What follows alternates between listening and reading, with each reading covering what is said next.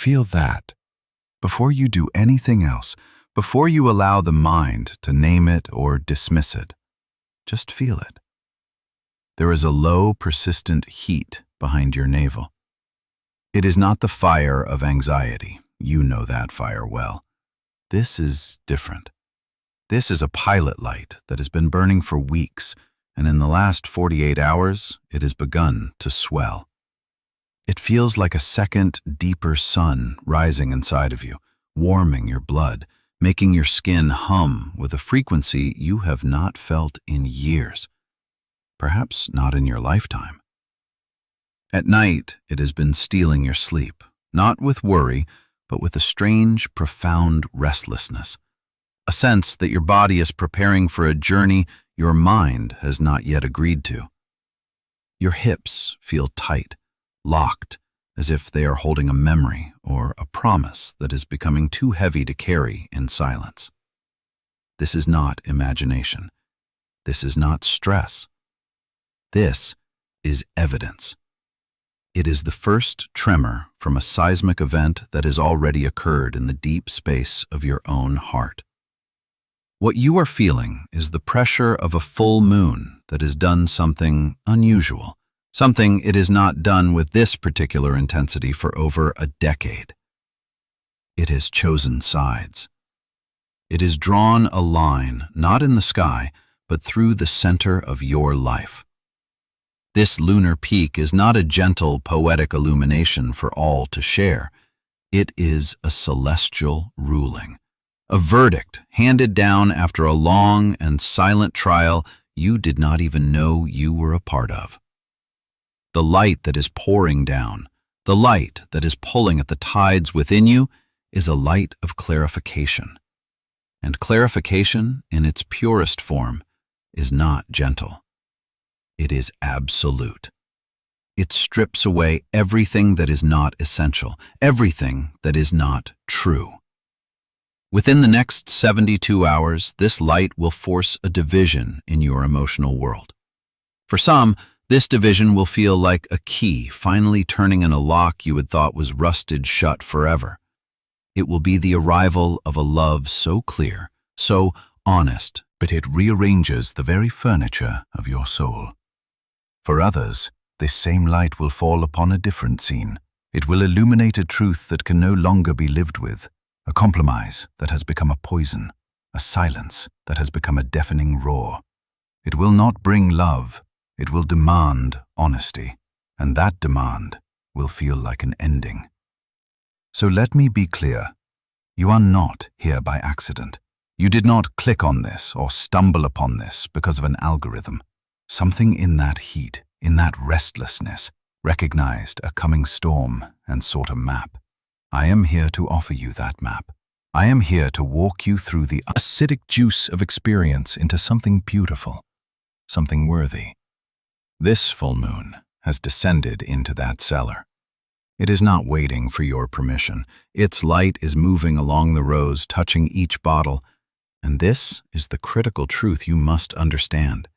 The light is not changing what is inside. It is only revealing what it has already become. The process of fermentation is over. Time has done its work. Under the immense, silent pressure of your own unexpressed life, each of these hopes, these relationships, has completed its transformation. Some, tended with quiet honesty and genuine care, have become a wine so rich, so potent, that to open them will be an act of profound communion. This is the love that is arriving. It is not a new love, not really. It is a love that has been aging in the dark, a connection that has been deepening beneath the surface, and it is simply, finally, ready. The moon's light touches this bottle, and it glows from within, a soft, ruby light. It is time. But the moon's light does not play favorites. It moves on and it touches another bottle, one that was sealed with a compromise, one that was filled with a hope you knew was based on a lie, but you were too afraid to admit it, one that contained a relationship you tended out of duty or fear of being alone, not out of genuine devotion. In the darkness, under the same pressure, a different alchemy occurred. This one did not become wine. It soured. It turned to vinegar, sharp, acidic, and undrinkable. The moon's light falls upon it, and there is no warm glow. There is only the cold, clear reflection of glass, revealing the bitter truth within. This is the truth you are being asked to face. It is not a punishment. It is a mercy. The universe is telling you, do not drink this. It will not nourish you. It will only burn. This is why your body is in revolt. It is the cellar itself vibrating with the finality of this moment. The heat in your belly is the energy of 1,000 fermentations completing at once. The tightness in your hips is the body's memory of every bottle you placed on the shelf, the weight of every unspoken hope. Your body knows the verdict before your mind does. It knows which bottles are glowing with wine and which are cold with vinegar. It has been trying to tell you for weeks, with sleepless nights and strange aches, and a deep, humming certainty that something had to give. You have been living in the moment just before the cellar door opens. And now it is open. The light is inside. There is nowhere left to hide. Let us speak of the celestial mechanics, not with the cold language of astronomy, but with the poetic truth of what they mean for you, for your body, for that cellar in your heart. This moon has reached its fullness in a water sign, the sign of dreams, of intuition, of the vast formless ocean of the subconscious. It is the realm of the cellar itself, dark, fluid, and profoundly emotional. Water takes the shape of its container, and for years, your emotions have taken the shape of the containers you have given them. The job, the relationship, the family structure, the city you live in. You have poured your soul into these forms. This water moon is now at maximum potency, pulling on the very fluid in your cells, demanding to be felt, to be acknowledged in its true, formless state. It says, I am more than the bottle you have kept me in. Opposing this watery, emotional moon is the sun, anchored in a sign of solid earth. The sun is consciousness, clarity, the harsh light of day. Earth is the world of facts, of structures, of what is real and tangible and can be touched and measured. It is the world of consequences. This is the fundamental tension you are feeling. Your deepest, most hidden emotional truth, the water, is rising up to meet the unyielding reality of your life, the earth. It is a tidal wave of feeling crashing against the shoreline of your current reality. And the shore cannot hold. It was never meant to. This opposition is not a battle. It is a sacred confrontation. It is the universe engineering a moment where what you feel and what is real can no longer pretend to be two different things. They must reconcile. They must meet. And that meeting will either be a sacred union or a devastating flood that washes away all that is not built on solid ground. This is not happening in a vacuum. The last time this particular planetary geometry occurred with this level of intensity, it was during a period of profound cultural and personal upheaval, a time when empires fell, not because of invading armies, but because their foundations had rotted from within. Ancient astrologers, the Chaldeans, who watched the sky from their ziggurats, called this alignment the hour of the sieve. They believed it was a time when the gods would pour the contents of a person's soul through a fine mesh. All that was pure, true, and solid would remain. All that was false, diluted, or spoiled would pass through and be lost forever. What you are experiencing is your own hour of the sieve. The pressure you feel is the pressure of your own life being poured. You do not get to choose what stays and what goes. You only get to witness the result and honor it. The mythology of this moment runs deeper still. Think of the Sumerian goddess Inanna, queen of heaven and earth, who chose to descend into the underworld, the great below. She did this not because she was forced, but because her ear was opened to the suffering of the deep. To enter, she had to pass through 7 gates, and at each gate she was required to remove a piece of her royal adornment, her crown, her jewels, her robes. At each gate, she was stripped of her power, her identity, her defenses. When she finally arrived in the throne room of her sister, the queen of the underworld, she was naked, bowed, and vulnerable. This is the journey you have been on, whether you knew it or not. The past few months, perhaps even the last few years, have been your descent.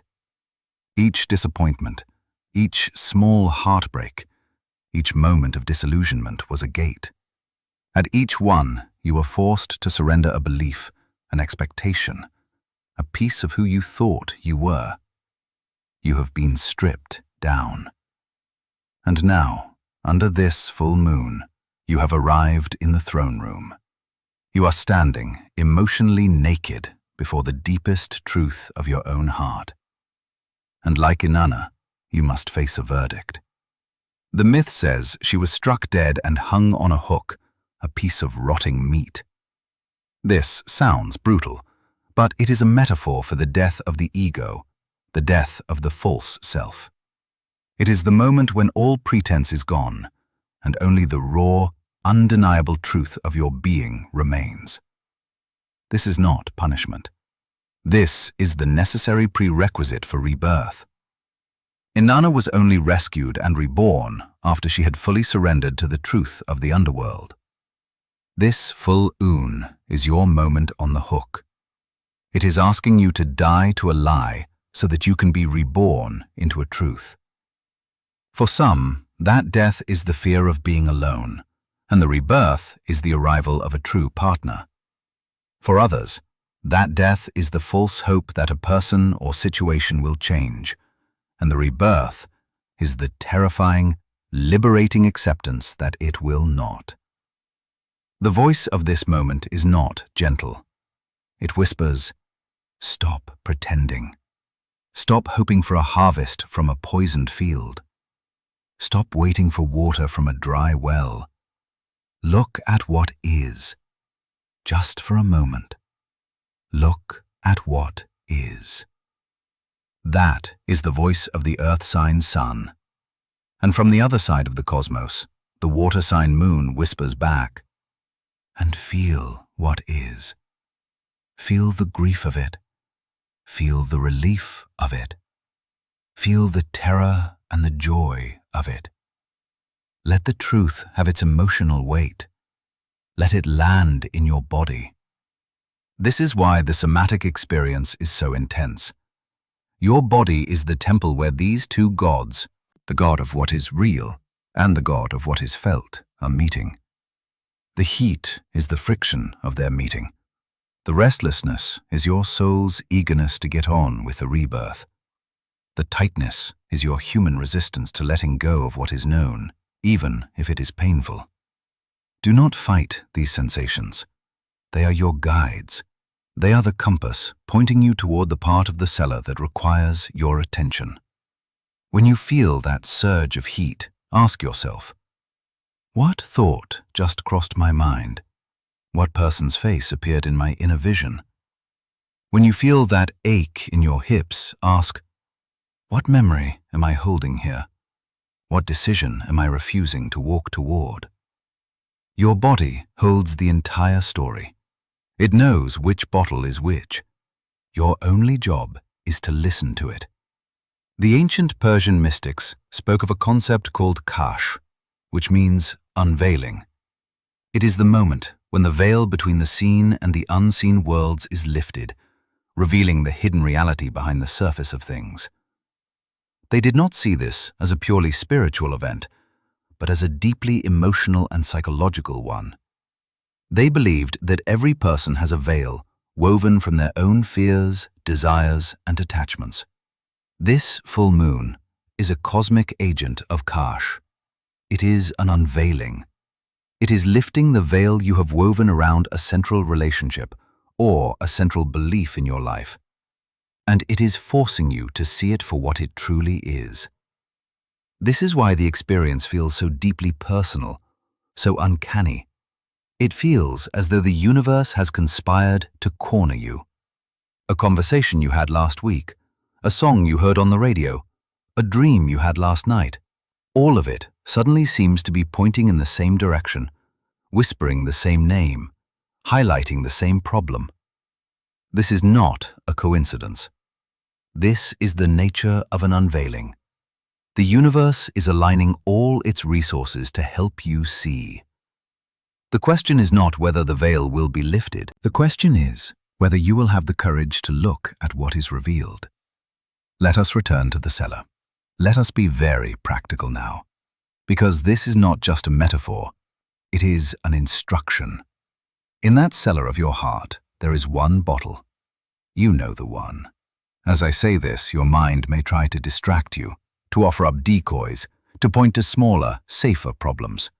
Ignore that voice. It is the voice of fear. Beneath that, there is a deeper knowing. There is one bottle that your inner gaze has been avoiding for months. It might be on a high shelf, covered in dust, representing a dream you abandoned. It might be right at the front, polished and presented to the world. But you know, you feel in your bones that the contents have spoiled.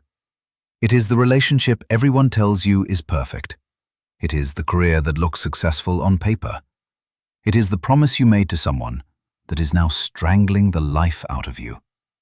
This full moon is holding that specific bottle up to the light. The choice is not about love versus truth in the abstract. It is about this one bottle, this one connection, this one hope. Is it wine or is it vinegar? The time for guessing is over. The time for hoping is over. The time for tasting has come. And so I'm going to walk you through a practice, a 3-night ritual of tasting. A way to cooperate with the energy of this moment, to give you a sense of agency in this grand unveiling. This is not about changing the outcome. It is about honoring it. You will perform this on the night of the full moon, the night after, and the night after that. 3 nights, the descent, the surrender, and the rebirth. On the first night, the night the moon is at its peak, you will prepare for your own descent into the underworld. Find a time when you will not be disturbed. Turn off your phone. Light a single candle, no other light. You will need a piece of paper, a pen, and a clear glass of water. This is your throne room. Sit in silence for a few moments and feel that heat in your belly. Let it build. Let it become your focus. Now, take the pen, and on the piece of paper, you are going to write the name of the bottle. You are going to write the truth you have been avoiding. It may be a person's name. It may be a sentence. I'm no longer in love with him. This job is killing my soul. I am afraid to be alone. I have been lying to myself about my own happiness. Do not censor it. Do not soften it. Write the rawest, most honest, most terrifying sentence that lives in the silent part of your heart. Write the thing that if you said it out loud would change everything. This is your act of passing through the first gate. You are removing the veil of denial. Once it is written, read it over. Once. Twice. Feel the emotional weight of those words in your body. Where does it land? In your throat? Your chest? Your stomach? Just notice. This is your body confirming the truth. Now, fold the paper small as you can. You are condensing the truth to its essence, and you will place it in the bottom of the clear glass of water. Do not stir it. Do not touch it. Simply place the glass on a surface where it can remain undisturbed for 24 hours. Put out the candle. Your work for the first night is done. You have brought the secret into the light and submerged it in the element of emotion. You have begun. On the second night, You will return to your glass of water, light the candle again, sit with the glass for some time, observe it. What has happened? Has the ink bled out, turning the water cloudy and grey? Have the edges of the paper begun to dissolve, to lose their form? Or does the paper sit there, intact, the words still sharp and contained within its folds? This is not a science experiment. This is an act of scrying. You are using a physical object as a mirror for your inner process. If the ink has bled, if the water is murky, it signifies that this truth has already permeated your entire emotional system. It is not a contained issue. It is everywhere. It is in your blood, your dreams, your quiet moments. The dissolution signifies that the structure containing this truth is breaking down. The bottle is cracking. This is a sign of imminent, unavoidable change. Your task on this night is to surrender. You will simply sit, gaze into the cloudy water, and allow yourself to feel the grief, the fear, or the relief of this dissolution. No action is needed, only feeling. You are a nana on the hook, surrendering to the death of the old form. Let the tears come if they need to. Let the anger rise if it needs to. Let the quiet peace land if it is there. You are honoring the process of fermentation reaching its end. If the paper remains intact, the words still sharp, the water clear, it means something different. It means the truth is potent, concentrated, and ready. The container is strong. This is not vinegar. This is wine. The truth is not a poison that is leaking out and sickening your whole system. It is a powerful elixir that is contained and waiting for a conscious moment of opening. This might be the love that is finally matured. It is the unspoken declaration of love for someone, the commitment to a creative project, the decision to start a family. The truth is clear, and it is not dissolving into chaos. It is holding its form, waiting for you to act. Your task on this night is one of reverence. You will sit, gaze at the clear water and the folded secret within, and feel the gratitude and the quiet power of what has been created in the dark. You will honor its readiness. You will prepare yourself to open the bottle. On the third night, you will complete the ritual. Take the glass of water, whether cloudy or clear, and if you can, go outside under the sky. It does not matter if you can see the moon. Its energy is present. If you cannot go outside, stand before an open window. Hold the glass in both hands. For the first time, you are going to speak the words written on the paper out loud. Speak them into the night air. I am leaving. I am staying. I love you. I am choosing myself. This is over. This is just beginning. Give the truth the dignity of a voice. Let the vibration of your own knowing ring out into the world. Feel the release in your throat, the shift in your entire being as the secret is finally, fully spoken. Now, you will look at the water one last time. You will acknowledge what it has shown you, the cloudy water of release or the clear water of readiness, and you will pour it out onto the earth. If you are in an apartment, pour it into a houseplant. You are returning the emotional energy to the ground. If the water was cloudy, this is a burial. You are releasing a truth that was a poison, giving it back to the earth to be composted, to be transformed. You are cleansing your system. As you pour, say, I release what is over.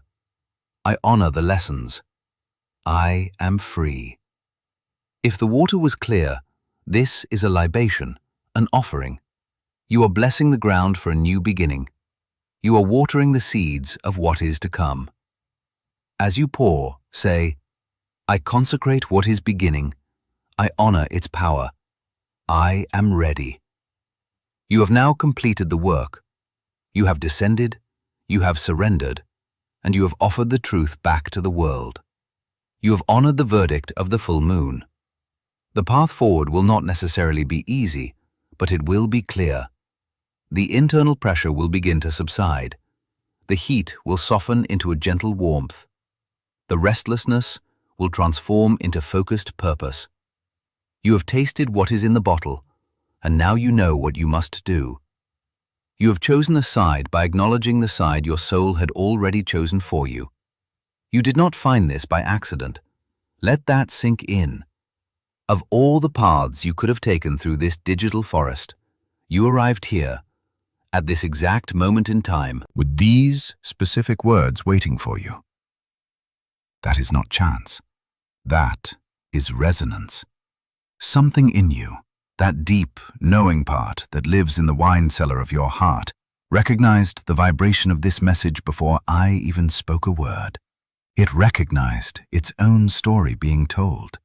Your arrival here is the final piece of evidence that you are ready. Ready to stop pretending. Ready to look at what the light is showing you. Ready to honor the sacred alchemy that has been happening in the dark. I know the weight of what I am asking. To face the bottle that is turned to vinegar is terrifying. It means endings, difficult conversations, the dismantling of a life you have carefully built. It means disappointing people.